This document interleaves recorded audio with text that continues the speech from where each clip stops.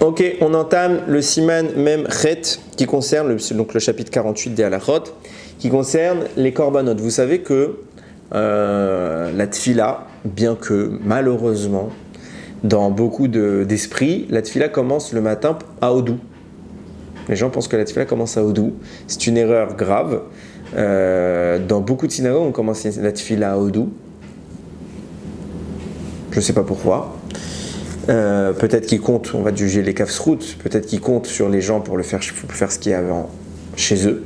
Mais en tout cas, il y a un passage qui fait à peu près une quinzaine de pages à lire, qui est tout aussi obligatoire que le reste de la tfila, qui est tout ce qui est korbanot. Donc on commence avec la Kedat Yitzhak, après on va lire plusieurs choses qui sont issues des codes qui sont conséquents à ça. Donc on demande à Kadosh Baruch Hu de considérer qu'on ne peut pas faire les sacrifices, donc laisse-nous étudier à la place les lois des sacrifices, puis après on va faire Ezeu Mekoman, etc. Bon, il y a plusieurs petits passages qu'on a l'astreinte de faire dans notre fila, et c'est que si quelqu'un, par inadvertance, par cas de force majeure, il est en retard, qu'il aura le droit de ne pas les dire pour attraper le tibour. Donc là, c'est sur ces choses-là qui sont imprimées au début de la tfila, qui sont malheureusement très dénigrées, que le chapitre 48 porte. Omrim bechol yom parashat korban tamid. On doit dire tous les jours le korban tamid. Le korban tamid, c'est le korban journalier. Tamid, ça veut dire tout le temps. C'est donc le passage du korban tamid. Veu al pima she'amru chazal. Et c'est en fonction de ce que Chachamim ont enseigné concernant une discussion qu'Avraham a eue avec Akadosh Baruch Hu. Amar Avraham, lifne Akadosh Baruch Hu. Avraham, il a dit à Hachem, Shema yichatu Israël lefenecha vetase lahem kanche dor Maboul. J'ai peur que tu m'as promis, d'accord, je vais avoir la descendance d'Israël, il n'y a pas de problème, mais imagine, il faute.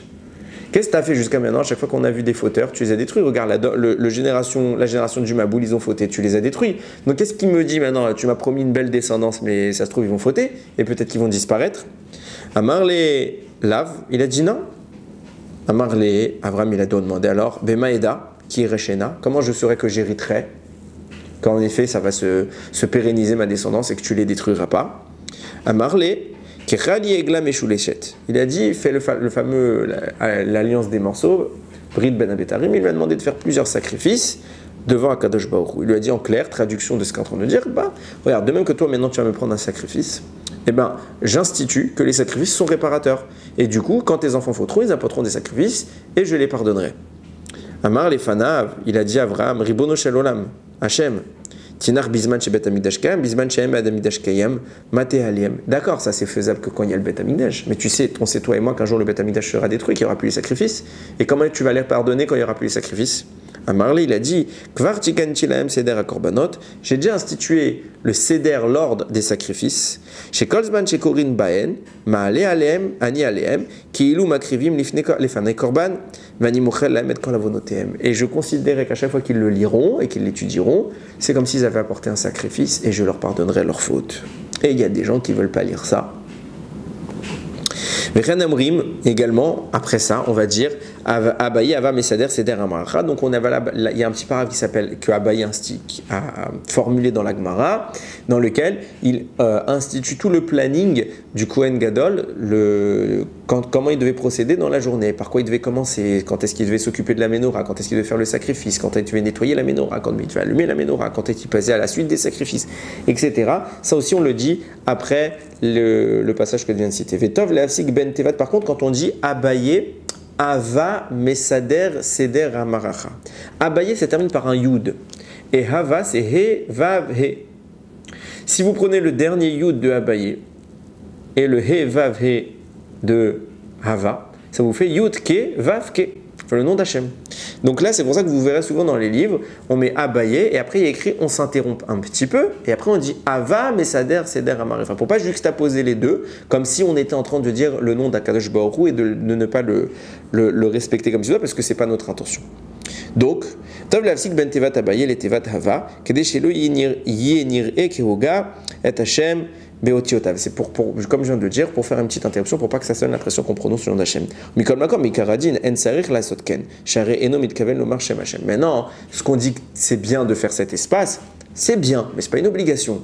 Parce qu'à aucun moment, l'individu qui aurait dit Abaye collé à Hava avait l'intention de prononcer le nom d'Hachem. Donc il n'y a rien à se reprocher s'il ne l'a pas espacé. On n'a pas besoin de se lever pour dire les sacrifices. שאומר בכל יום קודם פסוקי דזמרה, כדי שיבין מה שאומר ועל ידי כך תחשב לו אמירתם לתלמוד תורה. Il est convenable pour une personne d'étudier les passages qu'on dit là-bas, de les étudier dans la Gemara, etc., pour comprendre vraiment ce qu'ils sont en train de dire, et qu'au moment où les récitent, ce soit au moins considéré comme de l'étude de la Torah, ce qui est l'objectif. Et ne pas rester à lire un texte dans lequel on ne comprend pas. De même, maintenant, la question, puisqu'on est en train de lire les sacrifices, on voit dans beaucoup de livres qu'on rajoute entre crochets comme ça. Quand c'est Shabbat, on vous dit voilà, il faut lire également le sacrifice du Shabbat. Quand c'est Rosh Chodesh, on va lire le sacrifice de Rosh Chodesh. Minag Asfaredi Meyut Amizrar Kedat Rabbeinu Arizal. Et nous, est-ce qu'on doit dire ces passages? Donc la halacha dans notre cas, nous, notre Minag Sfarad, il suit l'opinion du Arizal. Chez Lo Leaskir Klal Psuke Korban Musaf Shabbat Beshacharit Shel Shabbat. On n'a pas du tout l'habitude de rajouter les passages du Moussaf, du Korban Moussaf de Shabbat, dans la Ktoret du matin de Shabbat.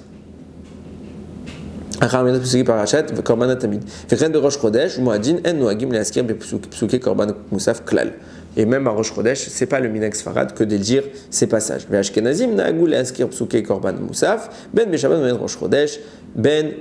Donc eux, que ce soit les fêtes, donc les Moadim, que ce soit Rosh Chodesh ou Shabbat, les Ashkenazim ont l'habitude de dire cet ajout du Korban Moussaf du jour. Nous, ce n'est pas notre cas. Après, chacun va d'après son minag. C'est pas non plus assourd de le dire. C'est juste que c'est pas notre minag et c'est pas comme ça qu'a faisait le Arizal. Baruch Adonai Leolam. Amen ve Amen.